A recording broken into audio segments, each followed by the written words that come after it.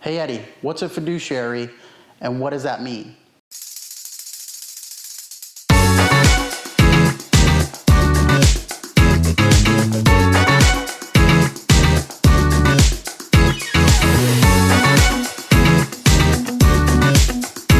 A real estate agent actually acts in the capacity of a fiduciary when representing a client.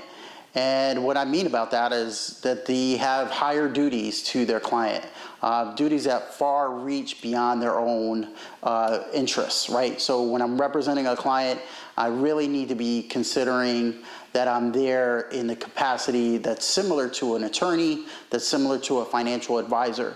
So there's this old acronym that we learned when we were in real estate school, and that was the old CAR. And the old CAR really stands for the obedience that we owe to the client, really. And when we say obedience, we're really there to make sure that we're taking care of their needs and their wants, considering that they're not illegal, right? The second thing is that we be loyal. We have to convey some form of loyalty to that client, and making sure that their interests are far ahead of ours or anyone else's. The next thing we owe that client as a fiduciary is disclosure. Full disclosure, you hear that pretty often, and we want to make sure that we're disclosing every piece of information that is necessary for that client to make a value decision, make their decisions based on all the information available.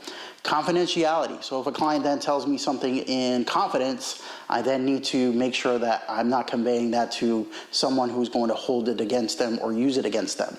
The next thing is accounting. And we need to make sure that we account for all documents as well as all the monies associated to the account. So if we're representing a seller, we're going to make sure that we're collecting the deposit money and that's being placed in a fiduciary account, whether it be with their attorney or our brokerage. The next thing we owe them is reasonable care.